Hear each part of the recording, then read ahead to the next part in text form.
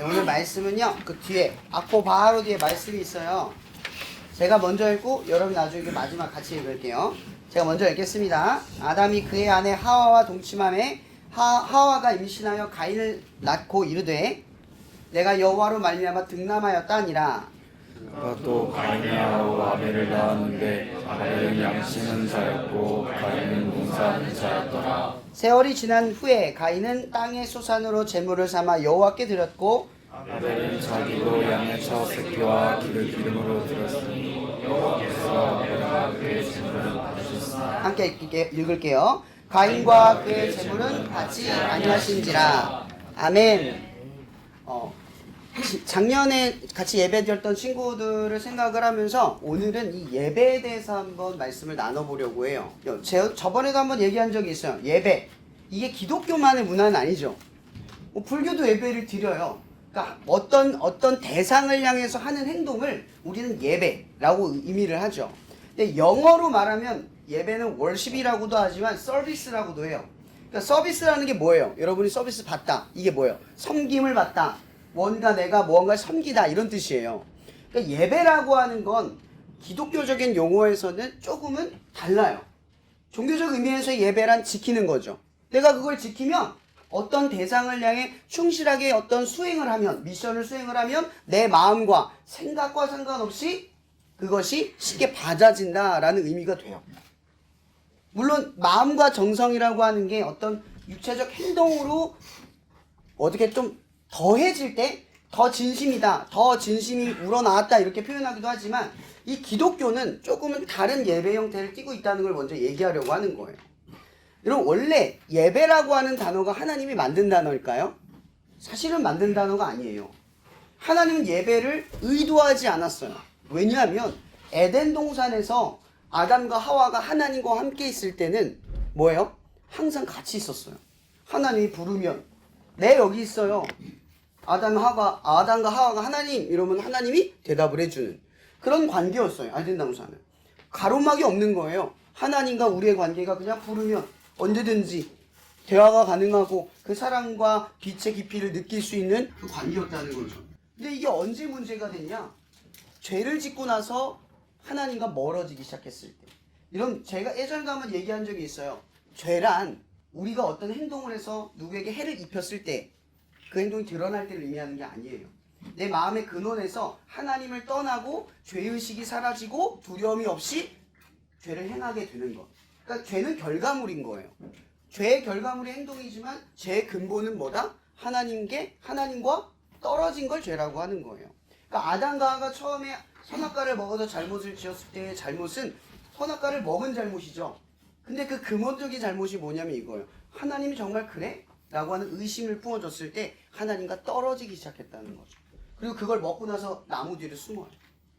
그 얘기는 뭐냐면 그전에 하나님 부르면 네 이랬어요. 기분 좋게. 여러분도 잘못 안 저지르면 엄마가 날 부르면 나가잖아요. 근데 방에서 뭐 엉뚱한 짓을 하거나 내가 잘못을 저질렀을 때 부르면 어떻게 돼요? 안 나가려고 하죠. 불편하잖아요. 그러니까 아담과 하와도 괜히 하나님 앞에 찔린 거예요. 뭐가 찔렸냐면 죄를 지은 게 찔린 게 아니라 죄를 졌는데 하나님이 날 용서하지 않을까봐 두려운 거예요. 근데 실제로 하나님은 용서를 해야 안 해요. 하시는 분이란 말이에요. 그러니까 아담과 하와는 하나님을 몰랐어. 그렇게 하나님과 떠나기 시작한 거예요.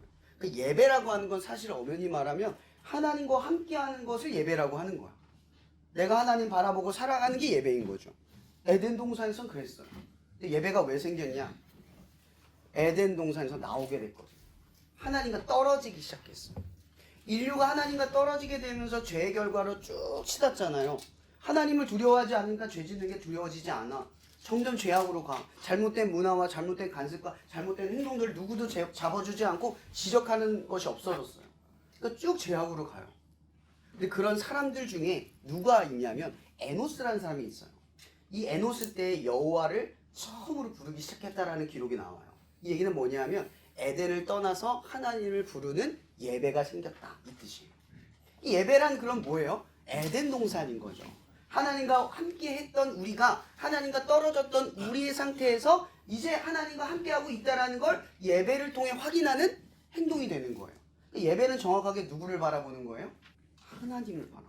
그래서 요한복음 4장 23절에 이런 말이 있어요. 그때에는 이것도 저것도 아니요 오직 영과 진리로 예배하는 자를 하나님께서 찾는데요. 그러니까 여기 예배 자리 있는 사람을 하나님이 보는 게 아니라 여러분들을 하나님이 직접 보고 계신다는 거예요. 찾고 있대요. 그러면 어떤 예배를 드리는 사람? 예배에 하나님을 보고 있는 사람. 이 예배를 통해 하나님을 보고자 하는 사람. 이 예배를 통해서 부족한 지식을 통해서도 하나님 보려고 하는 사람을 하나님이 찾고 계시대요. 이런 종교는 행동을 하면 나를 친히 회개를 했기 때문에 여기 안에 포함되었어 라고 할 수 있어요. 근데 기독교는 조금 두려운 게 뭐냐면 예수님 이런 말을 해요. 먼저 된 자가 나중되고 나중된 자가 먼저 된다. 이 얘기는 뭐냐면 하나님을 믿는 이 믿음의 행위를 오래 하면 믿음이 좋아지겠죠. 근데 한순간에 믿음이 없는 상태로 떨어질 수도 있대요.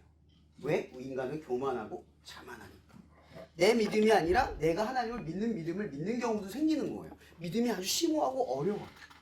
그래서 예배를 통해서 우리가 정확하게 보는 훈련이 뭐냐면 하나님을 보려고 한다는 거죠.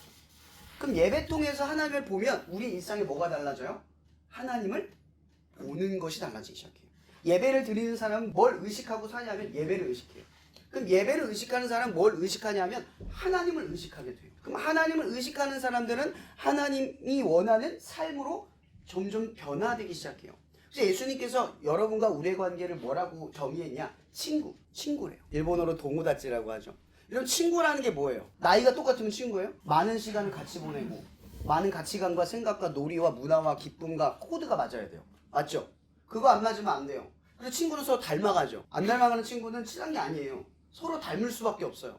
서로 이상하게 야 역시 너는 걔 친구다 이런 느낌을 받아요. 그쵸? 여러분 이게 무슨 뜻이냐면 하나님을 바라보는 삶이 점점 많아지면 많아질수록 누구랑 친해져요? 하나님과 친해지고 닮아간다는 거예요.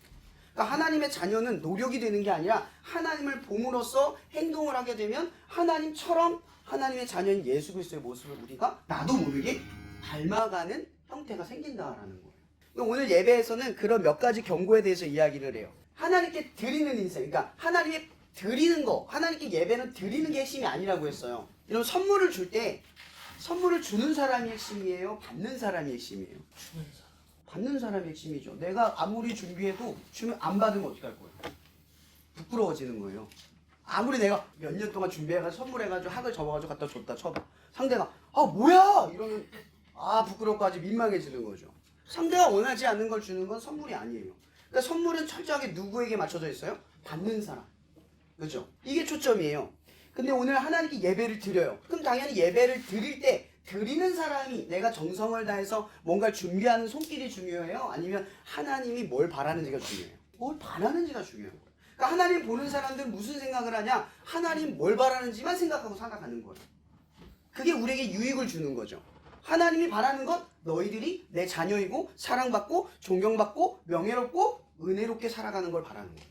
그래서 하나님은 하나님 바라는 걸 바라보는 자들에게 이러한 바라는 것들이 우리의 삶에 일어나도록 이끌어 주신다라는 거죠. 그래서 우리가 바라기를 바라요. 근데 오늘 가인과 아벨이 등장을 해요. 가인의 수식어, 가인이 하나님께 드린 수식어 앞에는 딱 이 단어가 있어요. 뭐가 있냐면 세월이 지나는. 여러분 세월이 지났다라는 건 뭐냐면 이런 얘기예요. 뭔가 하나님께 드릴 때 뭔가를 준비를 해요. 이 사람 농사하는 사람이에요. 당연히 시간이 지나야 소산이 생기겠죠. 근데 그 전에 결과물도 있지만 결과물들을 많이 만들려면 어떻게 해야 돼요? 수확이 나오는 대로 또 심고 수확이 나는 대로 또 심고 이래야지 많아지죠. 근데 그 과정 속에 하나님께 드리지 않고 그냥 노력으로 계속 만든 거예요. 세월이 지났다는 건 뭐예요? 엄청 많이 드리기는 했지만 그 과정에 뭐가 없어요? 하나님을 보는 게 없어요. 이거 하나님이 한 게 아니야. 이게 빠진 거야. 하나님이 한 걸 드려야 되는데 하나님과 나의 동행하면서 하나님 쳐다보면서 이 열심히 훈련하고 이 만들어낸 이 소산물을 드리는 것이 하나님 받을 건데 나는 하나님을 보지 않고 노력하고 하나님 원하지 않는 행동을 하고 살면서 뭐예요? 큰 예물을 드리는 거야.